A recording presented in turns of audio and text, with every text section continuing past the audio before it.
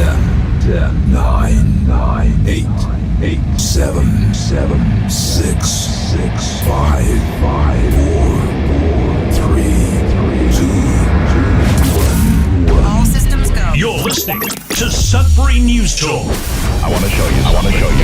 Stand by. On the morning shift. Anything Could happen. Sudbury News Talk on the morning shift.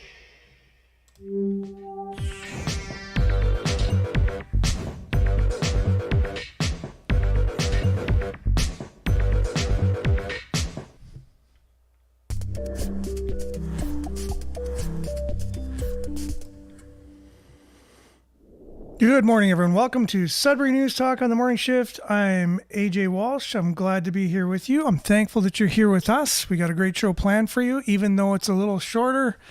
It's a half show today, so it is what it is. And we're just glad to be here with you on CKLU 96.7 FM on the radio, cklu.ca on the internet. Just click on the Radio Player Canada app. You can listen to us by streaming us. You can download the Radio Player Canada app and take us with you. Listen to us anywhere, anytime on your favorite device. We're also streaming at facebook.com/Sudbury News, youtube.com/Sudbury News. And make sure to like, share, subscribe, and follow the channel and the page. And then we'll be found on demand on those two platforms along with x.com/Sudbury News. Make sure to like that platform, as well as we'll be found on demand on Sudbury.news, which is our local news aggregator, which we've created in response to the federal government making it impossible to share news on the world's largest social media platform, Facebook.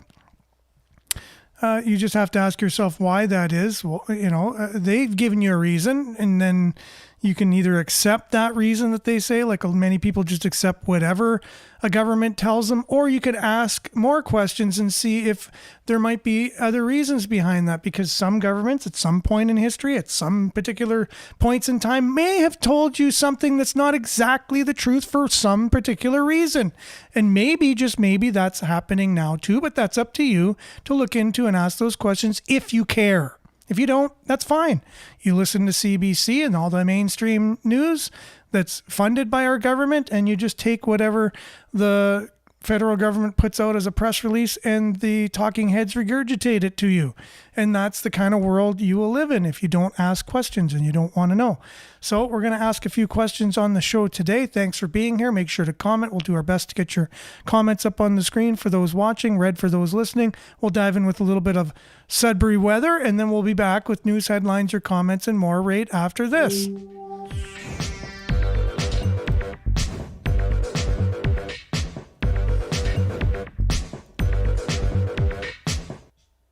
As usual, Sudbury weather is brought to you by sudburyweather.ca. It's currently 11 degrees Celsius. It's mostly cloudy out there, and today we can expect it to be mostly cloudy. Boo. 30% chance of showers or drizzle this morning. And then the wind will be gusting up to 40 kilometers. High of 15 today. A very cool day. Tonight, mainly cloudy. 30% chance of showers again. Low of 7. It won't be long before we'll be saying minus. A low of -7. But anyways, it's a low of +7 overnight tonight. Friday, cloudy, fog patches dissipating in the morning. High of 18, so a little bit more moderate temperatures for you on Friday. Beginning to the long weekend, 18 degrees. Then Saturday, sunny. High of 22. Sunday, sunny, high of 24. Mix of sun and cloud, high of 23 on Monday. Same thing for your Tuesday and Wednesday. But Wednesday, you're going to have a 60% chance of showers, along with the low 20s are the highs for those 3 days. That's your Sudbury weather, brought to you by sudburyweather.ca. Back with news headlines, your comments, and more right after this.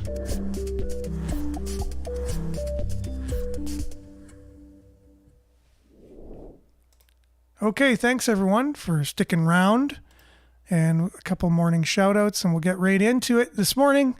A couple local headlines and then a deep dive into Canada's crime, because we've been talking about that particular guy in Lindsay who there was a home invasion. The guy's got a crossbow.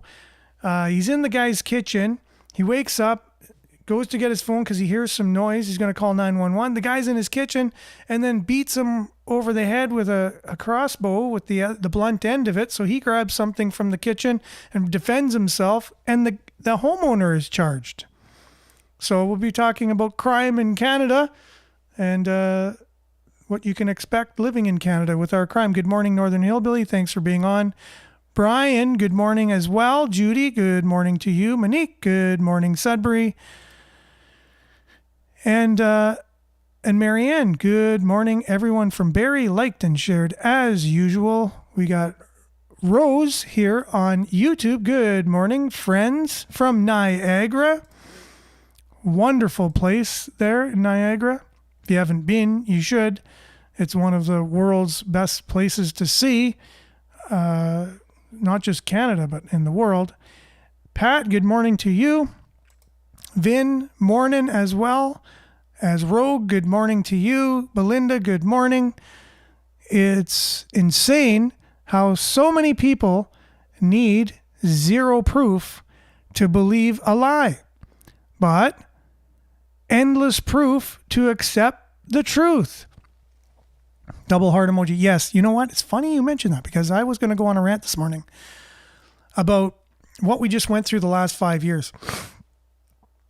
And even my non-religious friends, mostly my non-religious friends, but some of my religious friends, turned what just happened over the last 5 years into like a religious thing. It was like, I have some friends that are so against religion, so against, the idea of God and just so against it. But they were so for what the government was telling them and the scientists were telling them over the last 5 years. It was like they were bowing to the altar, trust the science, just blind faith. They couldn't tell you what was in the jab they got. They couldn't tell you one ingredient in it, but they had to trust the science because they were told to trust it. Blind faith, yet they accuse people of religion that they have blind faith in a God that doesn't exist and they're just blindly following them. Yet they were guilty of the exact same thing. They were accusing people of religion, treating that particular thing that we're going through as a religion. Anthony Fauci was the prophet, and the media were all of the preachers, and scientists were the sorcerers or the trusted, seers. And you were just supposed to trust them. Everything was safe and effective. Remember that? And so they needed little proof. But yet you give them so much proof of something that's true, and you got to keep it coming. No, tell me one more thing. And then eventually, this is another thing that with people like that just kind of blindly go along with whatever the government tells them or the media tells them, is that you try to engage them in a conversation and they'll go so far, but then they start getting upset. Just like someone who has religious beliefs and you start to poke around the religious beliefs, they start getting upset when they have to deal with something they may not have an answer for, and they question their faith in something, they will get upset. Instead of saying, I don't know the answer to that, let me look into it. There's an emotional side to our beliefs, and we protect them with great effort. Our beliefs are very sacred to us. And even non-religious people, and they don't even accept the fact that they're having faith or they're having a religious experience with the media and with Anthony Fauci. They have this religious fervor over that. Having someone who's very familiar with spirituality, religion, I can very easily see that. I have no problem speaking to people about religion. Those topics that they tell you should never talk about. I love those topics. Money, religion, politics, you name it, all the taboos of what you're supposed to talk about. People get upset because to some people, politics is a religion as well. And we're always on the same wavelength, Belinda. Thanks for that. Much appreciated. And I was get a chance to get that little bit of a rant out. I was going to actually prepare a whole show around that, and I was going to use a Jim Brewer comedy skit to kind of kick it off. I don't know if you're familiar with that one or not, but Nana, that's 2 days in a row I didn't receive my notification. Blessings, everyone. Well, social media, you can't really help it. We don't know what's going on with it, but we're here. we're here. You just got to kind of find it, I guess, yourself. You got to punch in Sudbury News and then go to the channel, and then we'll be there. Jerome, good morning. Listening from work. Where's Councillor Perron? Well, he's always invited to come on the show. He's going to be coming on in September. That was his declaration to talk about the financing for the new arena. He said we'll know more in September. He can't really speak about it until then. So we're going to have him on after the city comes out and gives their findings on the funding for the arena and how all that's going to work. So let's see here. Marion, good morning to you from down south. I enjoy the show. Thanks. It's so good to be amongst like-minded people. Now, that's the thing, too, that this show has become, fortunately or unfortunately, some type of an echo chamber as well. That's the downside. We used to have a couple people coming on who challenge us, and I loved it. The only problem is they began to be, what's the word, like troll-like. They would just come on, and no matter what you said, they would just say the opposite. And it wasn't really just someone just trying to come on and figure things out for what they really were. They would just be, everything's political, name calling, things like that, which aren't acceptable in a good conversation. I love a good debate. The art of the argument is lost in our society. Being able to discuss and really hear someone else's point of view, even if it's not your own, it's really lost these days. Good morning from Collingwood, Liette. Thanks for being on. Brian as well. Good morning, Sudbury Patriots. Rogue says self-defense is the oldest precedent for sure. That particular gentleman in Lindsay just defending himself with the home invader coming in with a deadly weapon, a crossbow for crying out loud, and he's not even able to defend himself. The law seems to protect the guilty and not the innocent. That's Judy. Much agreed. Hazel, prayer emoji, much needed. Good morning to you. Grand Rising, Monique, thanks for being on. Sheila, morning. Couldn't find your lives for a week. Yeah, we were just being told that from Nana as well, that no one's getting, less people are getting notifications. Who knows who gets them, who doesn't. I get them every once in a while. Myself, it says, Sudbury News was live, but it's a hit and miss, and it's very spotty. I don't know how they go about their business. No like button again, Hazel says. So I guess just throw it out there. Your intent to like it, it can thwart their algorithms, and they don't even know what hit it. Bingo, love that handle. Love hearing the truth. I love the truth too. And another thing, thanks for getting on that, was, in this whole rant I was going to go on about, people are in denial, was truth itself. Like a lot of people coming out of university these days, I remember getting into so many discussions about it. I'll say, well, that's the truth. And they go, how do you really know what's truth? And I'll go, that's an interesting thing I've never heard before. How do you know anything's true? They would say. I say, that's really what they're teaching you in university? That there's maybe no truth, and how can you know if there's any truth? Well, let's start with one thing. If you take a hammer and you hit yourself in the head, will that hurt?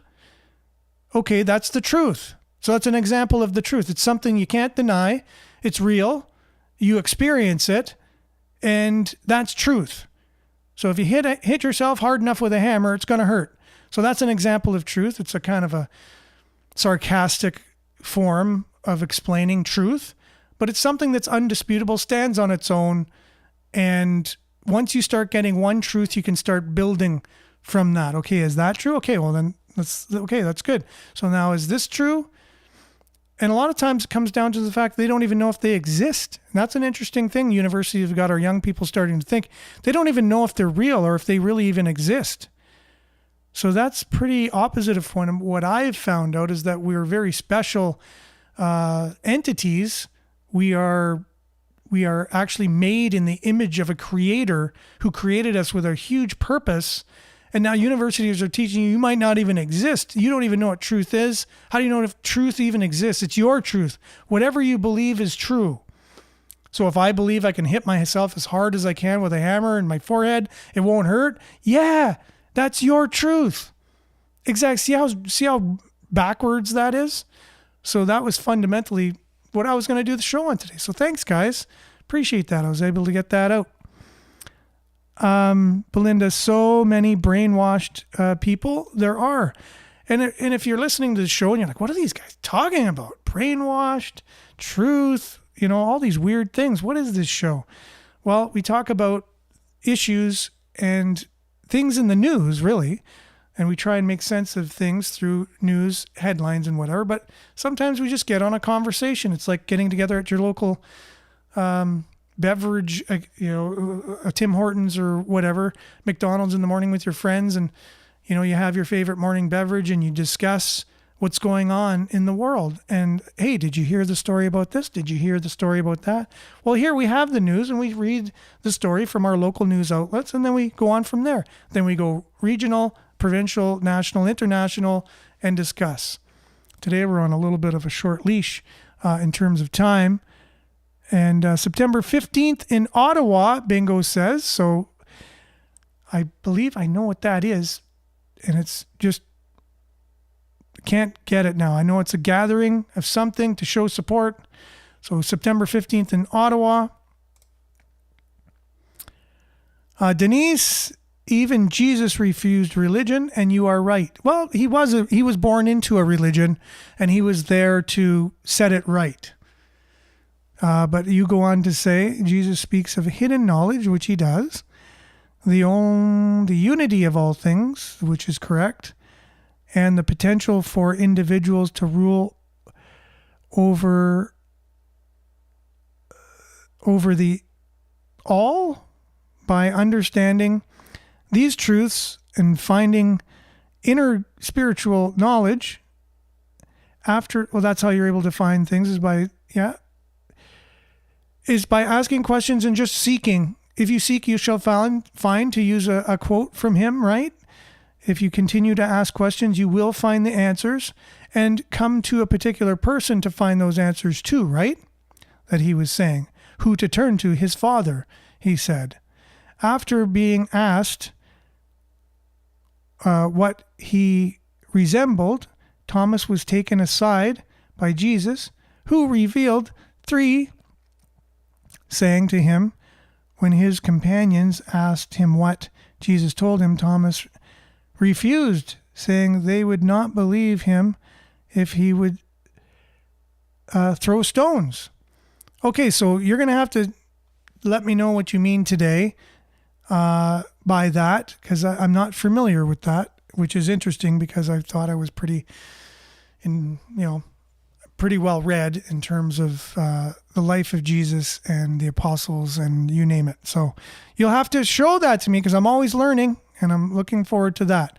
So thanks everyone. Continue the comments coming. We're just going to jump into news from our news aggregator, news from Blender News, and talking about what's going on in our country in crime. We live in a crime-ridden, crime-infested country. Did you know that? Crime is on the rise. Crime is at the highest levels, including our own government, and that's incredible. Did you know that? If you didn't, well, stay tuned for the next 15 minutes or so.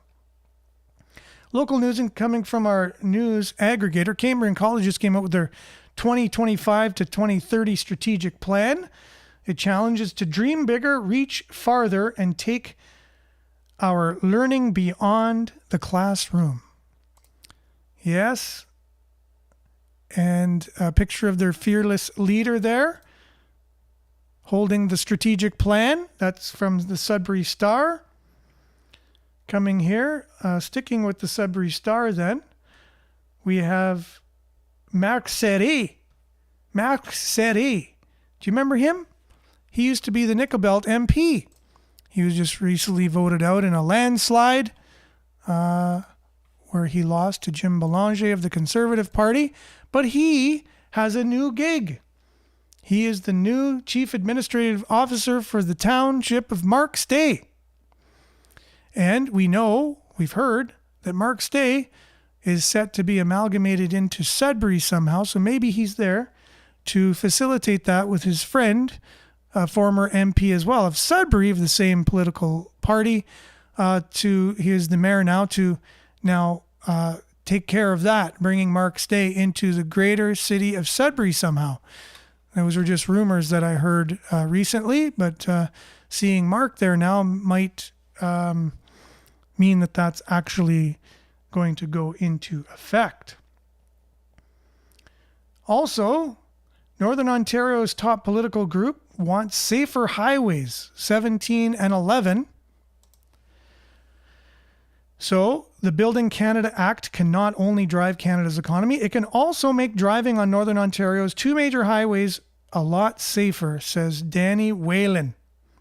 The province of Ontario says, we have the safest roads in Canada. The province of Ontario says we, Ontario, have the safest roads in Canada. And Danny Whalen says he would argue that we have some of the deadliest.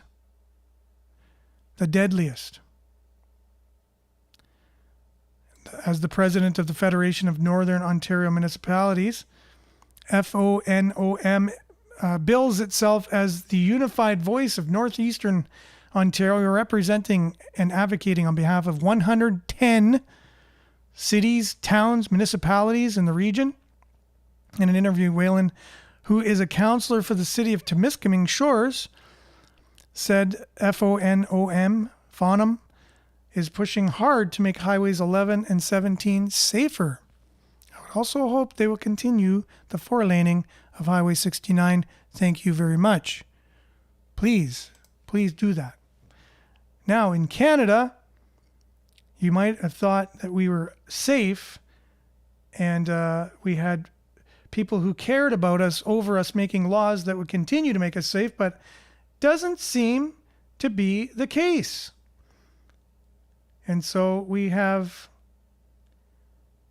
some thieves caught on camera just stealing out of the LCBO in Kitchener, and CTV News basically talking about this story.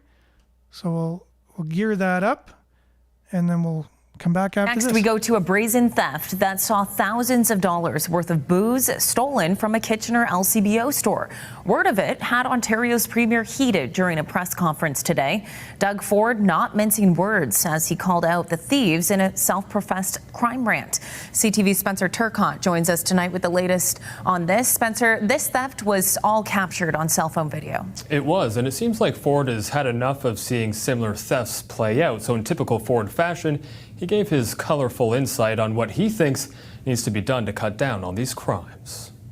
A group of unmasked men are seen calmly loading bottles of alcohol into bags at this Kitchener LCBO. Police say it happened Saturday afternoon. 6 men in total took off with primarily scotch valued at an estimated $8,000. Did you see these characters on the news last night that went into the LCBO up in Kitchener? They're brazen bunch of crooks. Premier Doug Ford caught wind of the theft and took it upon himself to go on what he called a crime rant. They just do not care. They go in there, they start loading up. And you know what's ironic? It's the taxpayers' money, the LCBO. And so they're stealing off the taxpayers. Waterloo Regional Police say the chief and premier have been in contact over the issue. You know, I have all the confidence in the world in the Waterloo Police Services, the chief, he's a champion, the chief. We got to catch these guys and throw them in jail. Deputy Chief Jen Davis said they appreciate the Premier's support in arresting and prosecuting individuals responsible for this sort of crime, which is skyrocketing. We've had over 900 LCBO-related calls this year already.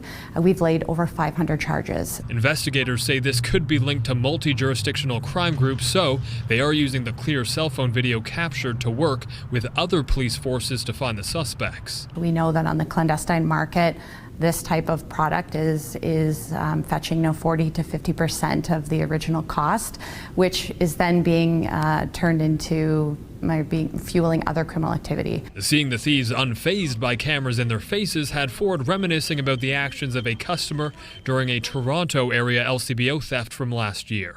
I'd love to meet that guy one day. You gave him a couple slugs in the head. They deserve a slug in the head every once in a while. Those comments had shoppers divided at the Kitchener LCBO where the weekend theft happened. There's a lot of ways to use a bottle than just drink out of it.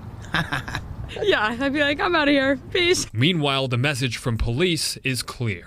I don't encourage anyone in public engaging with these individuals. I know it's frustrating, but unfortunately, we don't know if these individuals are armed with any type of weapon. And remember, they said in Toronto, just put your key fob in your mailbox for them, too. This is the police we have in Canada. These are the laws we have in Canada, right? We don't encourage anyone. You know, Doug Ford wanted to slug one of them in the head. It's just, he's just saying that. I'm sure he'd be pretty scared if he came face to face. He doesn't look like the most in shape gentleman in the world. He'd maybe have one of his security guards do it for him. But anyways, the police don't encourage anyone to try to do anything with these people. And they as well don't. So nobody's going to do anything about it. And you heard them say that it's more than likely a crime ring as well. It's more than likely organized crime. And as you saw, these individuals looked, of a particular, came from a particular country. You know, it is what it is, right? People are being led into the country and then joining these crime rings. Not everyone, but it is unprecedented. We do have so much crime, and Juno News pointing out, they say that the LCBO theft is related to a province-wide organized theft. Waterloo Police say there's a province-wide organized retail theft ring, a retail theft trend as well, and yeah, so that's police saying that. That's not me saying that. So who are involved in this particular crime ring, right? And now Blender News going to shed a little bit of light on. According to the Fraser Institute, Canada's population-adjusted rates of violent and property crime, which include theft, damage, or destruction of someone else's property, now exceed those of the United States, a reversal of trends prior to Trudeau's reign over our country.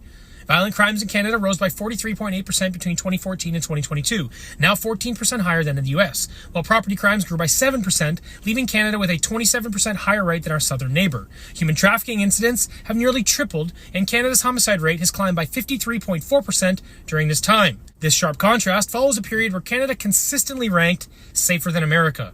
Critics blame Trudeau's catch-and-release policies, including Bill C-75, which prioritizes bail even for repeat offenders, and Bill C-5, which eliminates mandatory minimum sentences for violent crimes. Conservatives argue that these laws have emboldened criminals and undermined public safety, transforming once secure Canadian cities into hotspots of crime and disorder. So, while the U.S. continues to make progress in reducing crime, Canada is in reverse, leaving Canadians increasingly vulnerable under the watchful guise of Prime Minister Justin Trudeau.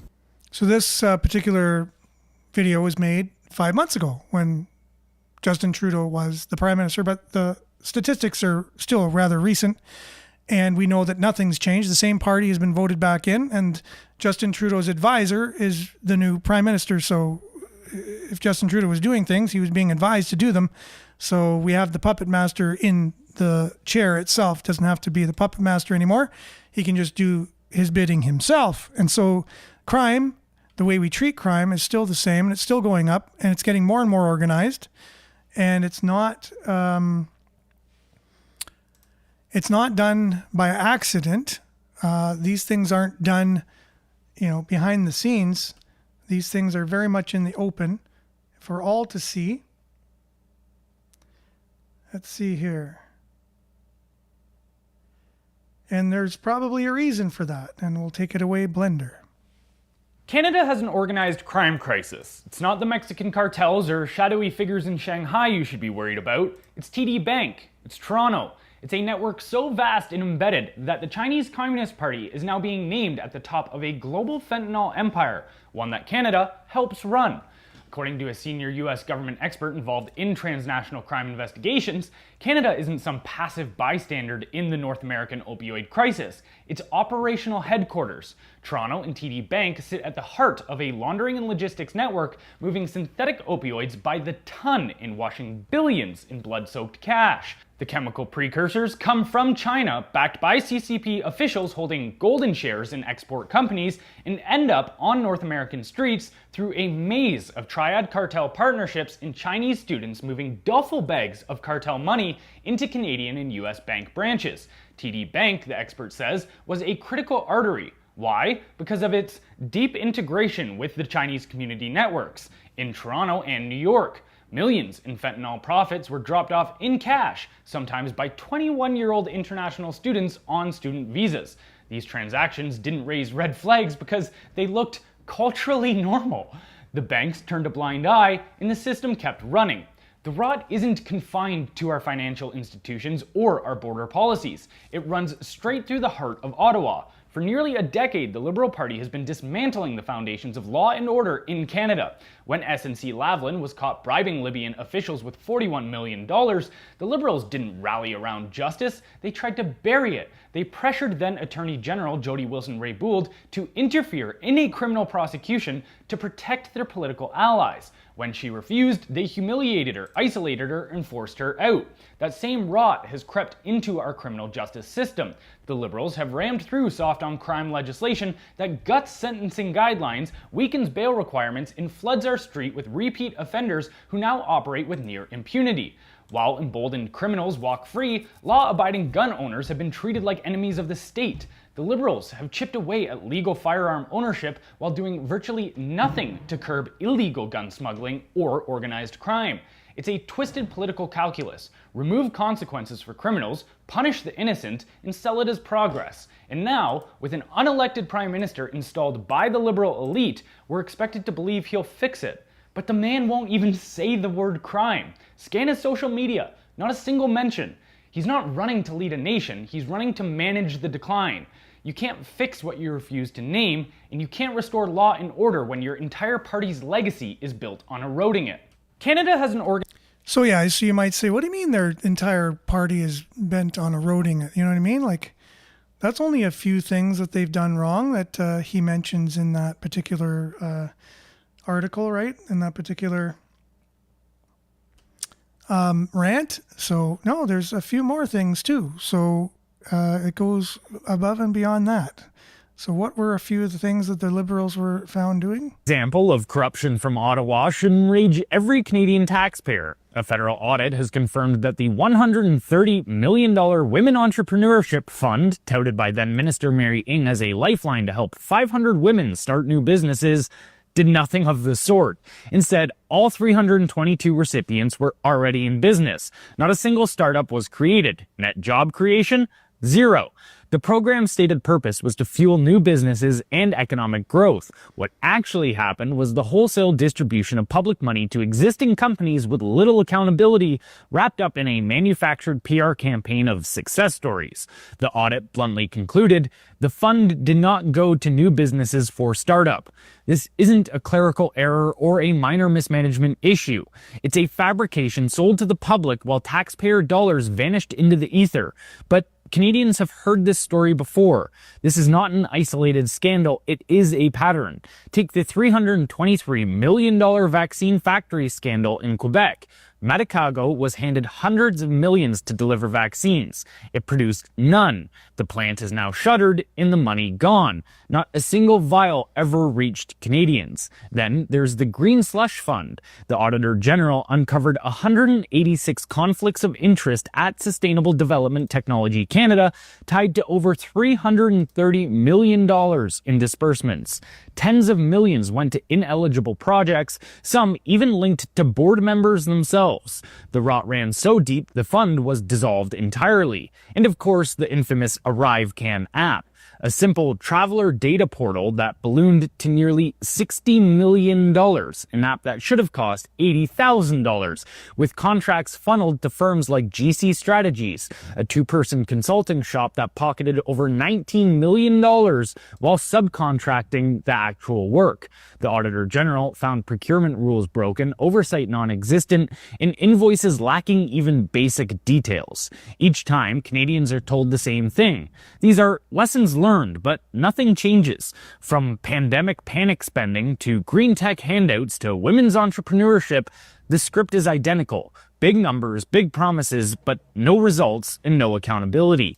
The $130 million Women Entrepreneurship Fund scandal isn't just about one failed program.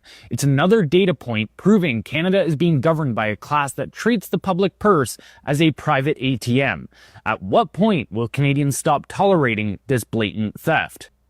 At what point? I don't think we ever will, but that's all the time we got. And just to let everyone know, I may not be on tomorrow, and I'm not going to be on Monday on Labor Day. So we may not have a show tomorrow, and we won't have a show on Monday. So it's going to be hit and miss tomorrow, but I'll miss all you guys, and I hope everyone has a great weekend.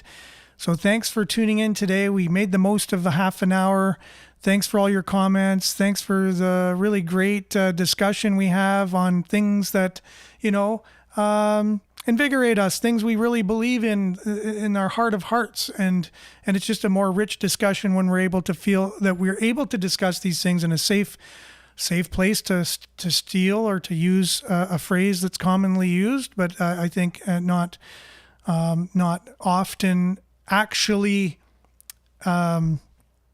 made possible. But you should always be able to speak your mind and share your deepest feelings about what you believe, and then have it be accepted by someone, at least that you believe those. And then we should always be open to listen to others in the same manner and give them the respect that we want others to give us, right? And so thank you very much. We'll be back same time, same place, on the same platforms, at least for sure on Tuesday next week. We might be back tomorrow.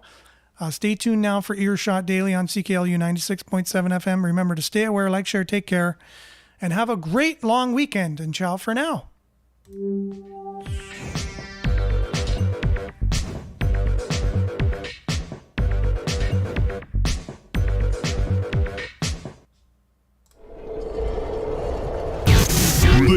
This is Sudbury News Talk on the morning shift.